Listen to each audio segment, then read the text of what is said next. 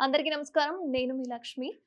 Congress party senior leader, SC, ST ఐక్యవేదిక all India general secretary అయిన మంచుగల్ల విజయ్ కుమార్ ప్రస్తుతం మనతో పాటు ఉన్నారు. సో, ప్రస్తుతం రాజకీయాలు ఏ విధంగా ఉన్నాయి? ఎంత రసవత్తరంగా జరుగుతున్నాయి అన్నది ఒకసారి మాట్లాడదాం.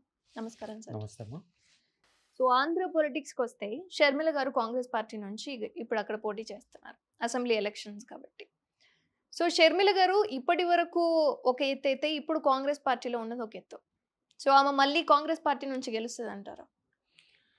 కడప సీటు ఖచ్చితంగా షర్మిల గారు గెలవబోతున్నారు. హ్మ్.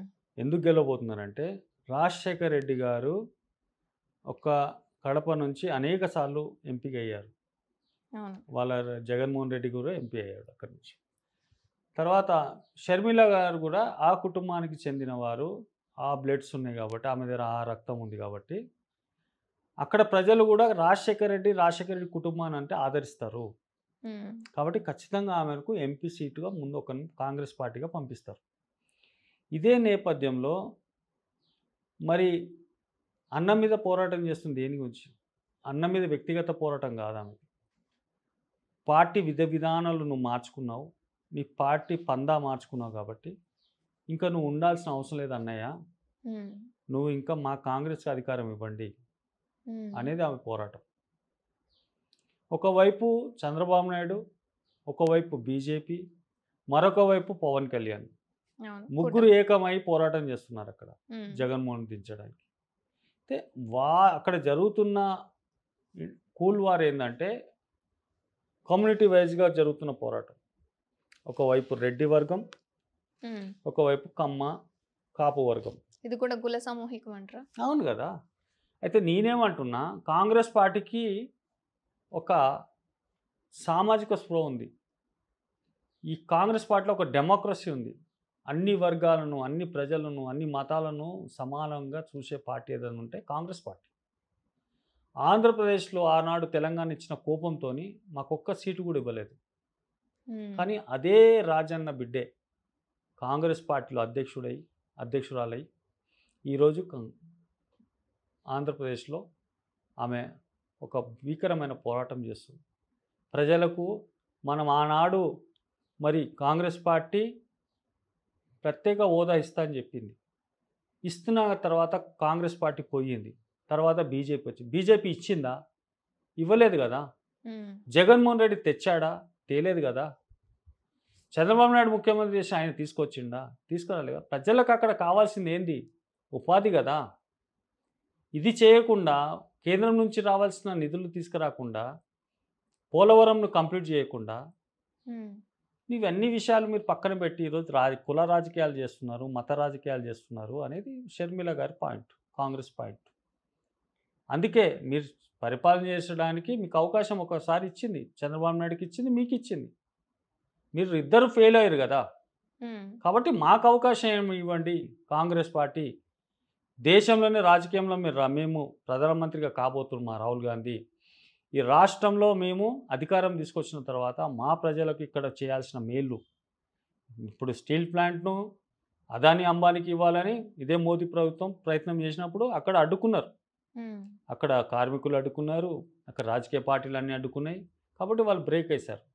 ఎన్నికల తర్వాత మిగతా ఏవైతే వాళ్ళకి సీట్లు అనుకునేటట్టు వస్తే గిట్ల ఒకవేళ రావు, వస్తే గిట్ల వాళ్ళు విధ్వంసం చేయడానికి అన్ని రకాలుగా వాళ్ళు రెడీ ఉన్నారు బీజేపీ వాళ్ళు. హ్మ్. వాళ్ళు ఎక్కడెక్కడైతే వాళ్ళు ఒక లిస్ట్ రాసుకున్నారు. ఈ రాష్ట్రంలో ఉన్న ఖజానాను ఎట్లా లూటీ చేయాలి, ఎట్లా ప్రైవేట్ వ్యక్తులకు అప్పచెప్పాలి. బీజేపీ పార్టీ వాళ్ళు. BJP party. కాబట్టి అదే కదా ఆమె చెప్తుంది.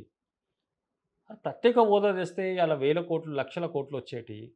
ఇక్కడ ఉన్న ప్రజలకందరూ కూడా ఎంప్లాయ్మెంట్ ఇచ్చేవాళ్ళం. ఆనాడు ఉమ్మడి ఆంధ్రప్రదేశ్ ఉన్నప్పుడు మొత్తం పెట్టుబడి అంతా కూడా హైదరాబాద్లో పెట్టినాం మనమంతా. ఆ పెట్టుబడులంతా కూడా మన ప్రజలకు అందలేకపోతుంది, ఎంప్లాయ్మెంట్ లేకుండా పోతుంది. కాబట్టి ఈరోజు మనం మన సంపదను సృష్టించుకోవాలి.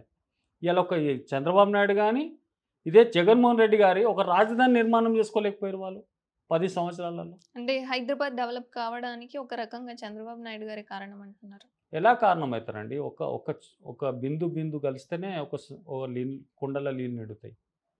అందరూ ఒక బిందు వేశారు. నిజాం కాలం నుంచి 400 చరిత్ర ఉందండి ఈ యొక్క తెలంగాణ, హైదరాబాద్కు. అవును. కులి కుతుబ్ షాహీ నుంచి 400 సంవత్సరాలు ఒక హైదరాబాద్ నిర్మాణం జరిగింది. చార్మినార్ ఎప్పుడు కట్టారంటే చంద్రబాబు నాయుడు కట్టాడా? లేదు కులీ కుతుబ్ షా. కులి కుతుబ్ షాహీలు వాళ్ళు కట్టారు. ఒక హైదరాబాద్ అనేది ఒక భారతదేశంలో పెద్ద ప్రపంచంలోనే ఒక హైదరాబాద్ అంటే ఒక గుర్తింపు ఉండే ప్లేసు. అంటే కట్టడాలు కాకుండా ఐటీ కంపెనీస్ అన్ని తీసుకొచ్చారు అని. ఐటీ కంపెనీలు ఎవరు తెచ్చారు? రాజీవ్ గాంధీ గారు దాని రూపకల్పన చేసిండు. ప్రధానమంత్రి గారు ఉన్నప్పుడు భారతదేశం ఐటీ కంపెనీలను ప్రోత్సహించింది రాజీవ్ గాంధీ. దాన్ని తీసుకొచ్చి చంద్రబాబు నాయుడు దాన్ని ఓన్ చేసుకొని రాష్ట్రంలో ముఖ్యమంత్రి కాగానే ఐటీ కంపెనీలన్నీ బెంగళూరు వెళ్లకుండా మన దగ్గర తెచ్చుకున్నది మాట వాస్తవం. చంద్రబాబు నాయుడు తెచ్చిండు, వాస్తవం అది. కాకపోతే దాని సంస్కరణలు తీసుకొచ్చింది మాత్రం పివి నరసింహారావు లాంటి వారు, రాజీవ్ గాంధీ లాంటి వారు. కాంగ్రెస్ పార్టీ కాదా? ఇండియాకి తెచ్చింది కాంగ్రెస్ పార్టీ, Yes. ఇండియా నుంచి తెలంగాణకు తెలంగాణ హైదరాబాద్ తీసుకొచ్చింది చంద్రబాబు నాయుడు. కాబట్టి దాన్ని మేము స్వాగతిస్తాం. చంద్రబాబు నాయుడు విషయంలో అంతా ఆయన హైదరాబాద్ని అభివృద్ధి చేయలేదు, అభివృద్ధి చేస్తూ వచ్చారు. రాజశేఖర రెడ్డి చేయలేదా? Outer ring road Rajasekhara Reddy చేయలేదా? ఎయిర్పోర్ట్ రాజశేఖర రెడ్డి పీరియడ్లో కంప్లీట్ కాలేదా? ఇంటర్నేషనల్ ఎయిర్పోర్ట్ ఆయన హయాంలో పెట్టుబడులు వీళ్ళు తీసుకురాలేదా? ఇండస్ట్రీలో ఎన్నో కంపెనీలు ఇండస్ట్రీని ఆహ్వానించలేదా? కాబట్టి ఇవన్నీ కూడా వాళ్ళు చెప్పుకుంటారండి, వాళ్ళు ఏదో సొంత డబ్బా కొట్టుకుంటారు. కానీ ఎవరు చేసిన దాన్ని వాళ్ళు రెస్పెక్ట్ ఇస్తాం. మీరు ముఖ్యమంత్రిగా ఉన్నారు, మీరు చేయాల్సిన బాధ్యత ఉండి చేశారు. కానీ మేము మొత్తం మేమే చేసామనేది చెప్పడం అనేది మాత్రం అన్యాయం అది.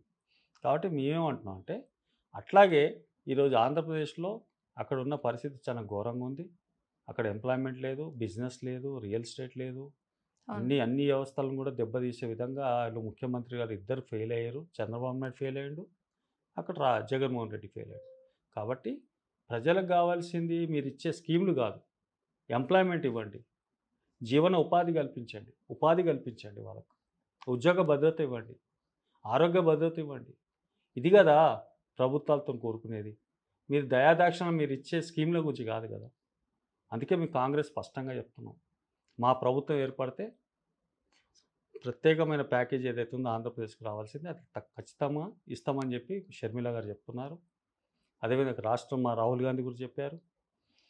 అదేవిధంగా పోలవరంను కూడా అతి తొందరనే కంప్లీట్ చేసి అక్కడ లక్షల ఎకరాల భూమి లీలు చేయడానికి కాంగ్రెస్ పార్టీ సిద్ధంగా ఉంది. రాజధాని నిర్మాణం చేయడానికి సిద్ధంగా ఉంది. అక్కడ ఎంప్లాయ్మెంట్ ఇవ్వడానికి సిద్ధంగా ఉన్నది. స్టీల్ ప్లాంట్లు తీయడానికి సిద్ధంగా ఉన్నది. ఇంకా పరిశ్రమలకు పెట్టుబడులు ఆహ్వానించడానికి కూడా సిద్ధంగా ఉన్నాం. కాబట్టి మేము ఒక ఆంధ్రప్రదేశ్ను కూడా రాయలసీమ అయినా ఆంధ్ర అయినా కోస్తా అయినా అన్నిటిని కూడా సమానంగా చూసే ఏదైతే భావజాలం ఉన్నదో ఆ కాంగ్రెస్ పార్టీకి ఉంది.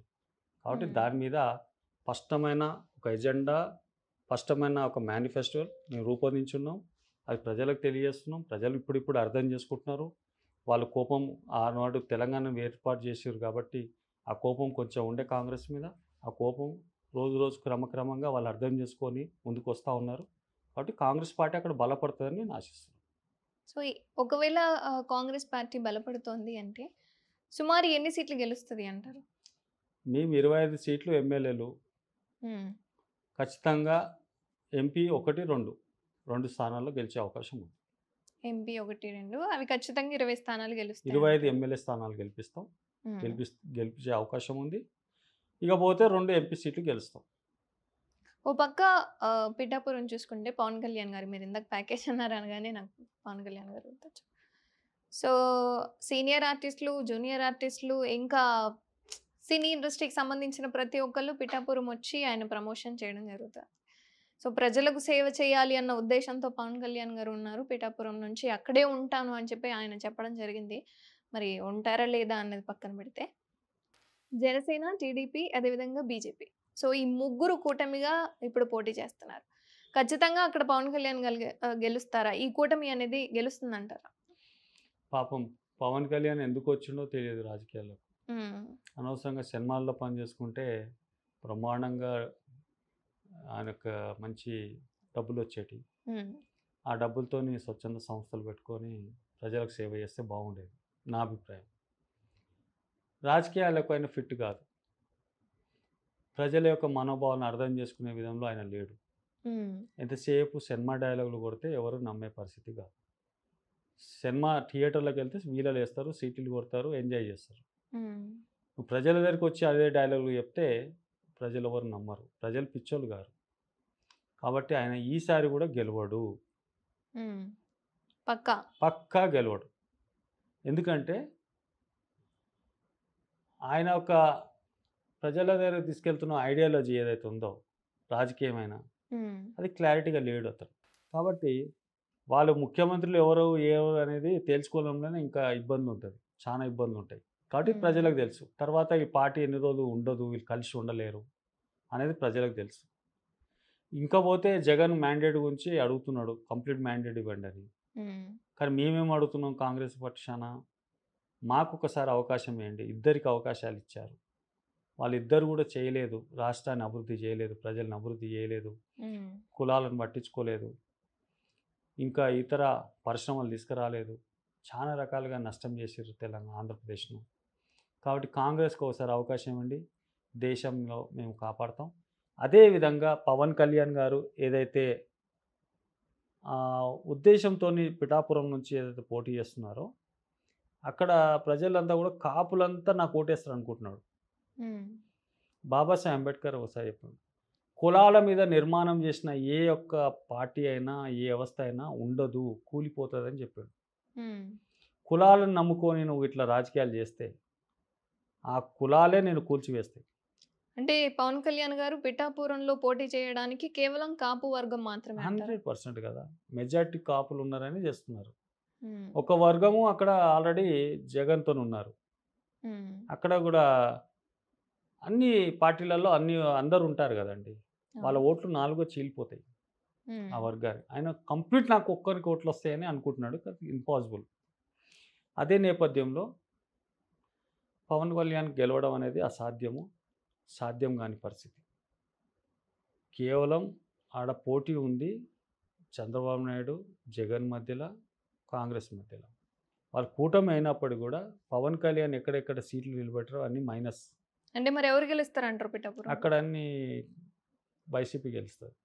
మళ్ళీ వైసీపీ గెలుస్తుంది. మళ్ళీ వైసీపీయే ఫామ్ చేస్తుంది అంటారా ఆంధ్రప్రదేశ్లో?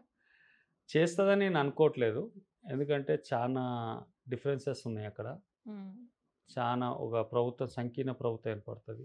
సో తెలంగాణలో కాంగ్రెస్ పార్టీ అదేవిధంగా బీఆర్ఎస్ పార్టీ యుద్ధాలు జరిగినప్పుడు, ఎలక్షన్ జరిగిన ప్రచారమైన చివరి వరకు ఒక ఉత్కంఠ అనేది ఉంది, అసలు ఎవరు గెలుస్తారు ఏంటి అనేది. సో ఇదే ఉత్కంఠ ఇప్పుడు ఆంధ్రప్రదేశ్లో నెలకొంది. అంటే కాంగ్రెస్ గెలుస్తుందా, లేదా వైఎస్ఆర్సీపీ గెలుస్తుందా, లేదా ఈ కూటమి గెలుస్తుందా అని. సో మళ్ళీ మీరు పిఠాపురంలో వైసీపీ గెలుస్తుంది అనేసరికి అంటే వైసీపీ మళ్ళీ గెలుస్తుంది అని అంటారా? 100% అమ్మా. ఎందుకంటే నేను చెప్పాను కదా, అక్కడ కాపు వర్గం ఎక్కువ ఉన్నప్పటికీ కూడా కాపు వర్గం ఓట్లన్నీ వన్ సైడ్ పడవు. ఎందుకంటే ఏ కులం అంతా ఒకటి అయినప్పటికీ కూడా ఎవరికి వాళ్ళకి పార్టీలు ఉంటాయి, ఆ ఓట్లు చీలిపోతాయి. కాబట్టి అక్కడ మళ్ళీ తిరిగి వైసీపీ వచ్చే అవకాశం ఉంది, పవన్ కళ్యాణ్ గెలవడు. రెండోది ఏంటంటే నేను ఇందాక చెప్పాను కదా, ఏదైతే రాష్ట్రం తెలంగాణ ప్రజల్లో ఏదైతే కాంగ్రెస్ బీఆర్ఎస్ మధ్యలో డి అంటే డి అని నడిచిందో ఎక్కడ బీజేపీ కనబడలే అప్పుడు. కానీ ఇద్దరి మధ్యలోనే పోటీ ఉండే. ఆ పోటీని హైదరాబాద్లో ఆనాడు కేటీ రామారావు గారు బిల్డర్స్ను, ఆంధ్ర సెటిలర్స్ అందరిని భయపెట్టించి ఓట్లు వేయించుకున్నారు. మీరు ఇట్లా ఓట్లు వేస్తే మేము ఆంధ్ర తెలంగాణ ఊర్లలో గ్రామీణ ప్రాంతాల్లో అన్ని సీట్లు మేమే గెలుస్తున్నాం, హైదరాబాద్లో మీరు మాకు సీనియర్ ఎన్టీఆర్ గారు లేదండి, కేటీ రామారావు గారు, కేటీఆర్ గారు ఇక్కడ తెలంగాణలో ఇక్కడ ఆంధ్ర సెటిలర్స్ను భయపెట్టించాడు. బిజినెస్ మ్యాన్ అందరినీ భయపెట్టించి ఆ రోజు ఏం చెప్పాడంటే, మీరు మీ గ్రామీణ ప్రాంతాల్లో అన్ని మండలాల్లో అన్ని జిల్లాలలో మేము గెలుస్తున్నాం బీఆర్ఎస్, మీరు ఒకవేళ మాకు హైదరాబాద్లో ఓట్లు వేయకపోతే మాత్రం మీ వ్యాపారాలు మిమ్మల్ని అందరూ కూడా ఎట్లా మీరు బతుకుతారో చూస్తాం మేము అని వార్నింగ్లు ఇచ్చారు. అందుకే హైదరాబాద్లో అన్ని సీట్లలో కూడా వాళ్ళు గెలవగలిగారు. కాబట్టి అట్లాంటి బ్లాక్మెయిల్ రాజకీయాలు చేసిరు వాళ్ళు. ఇప్పుడు జరుగుతున్న ఆంధ్రప్రదేశ్లో కూడా జగన్మోహన్ రెడ్డి గారు ఒకవైపు కులం పేరుతోని, ఎస్సీ ఎస్టీ బీసీ మైనార్టీ అనే పేరుతోని, ఈ పథకాలు ఇచ్చాననే ఒక పేరుతోని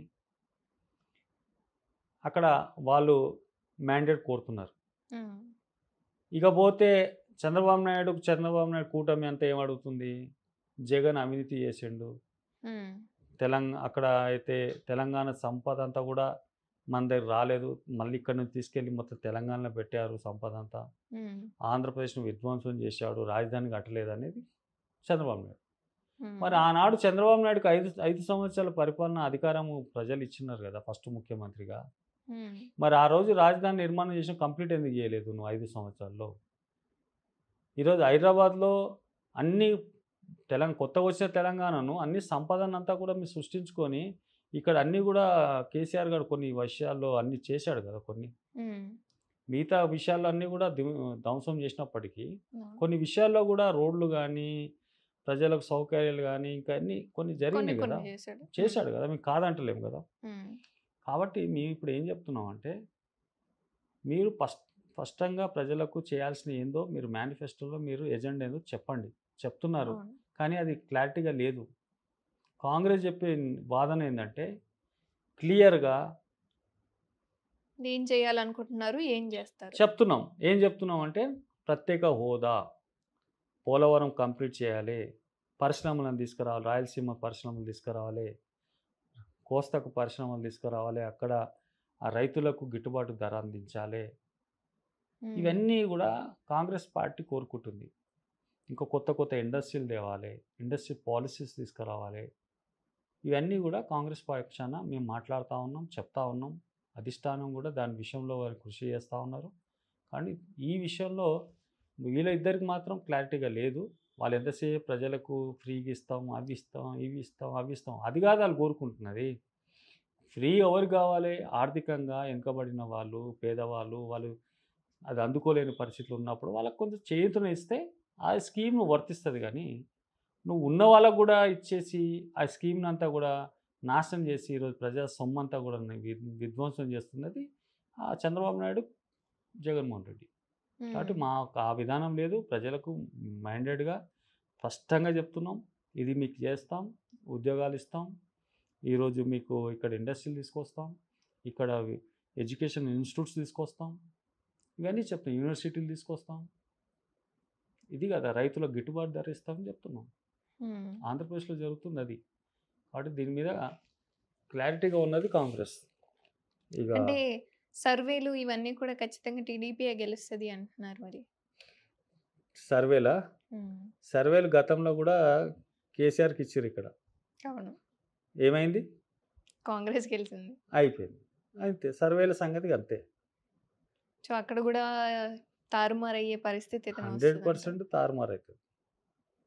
నేను అందుకంటే ఎవరికి మ్యాండేట్ రాదు, 100% అంగ ఏర్పడుతుంది. తర్వాత మళ్ళీ ఎవరో అండర్స్టాండింగ్తో పరిపాలన నడిపించాల్సిన అవసరం ఉంటుంది. ప్రజలకు మాత్రం చాలా ఇబ్బంది ఉంటుంది. అందుకే నేనేమంటున్నా అంటే కాంగ్రెస్కి మ్యాండేట్ ఇవ్వండి, పూర్తిగా కేంద్రంలో ప్రభుత్వం ఏర్పడబోతుంది, రాష్ట్రంలో ప్రభుత్వం ఉంటే మీకు మంచి జరుగుతుందని నేను ఆశిస్తున్నాను. ధన్యవాదాలు. నమస్తే.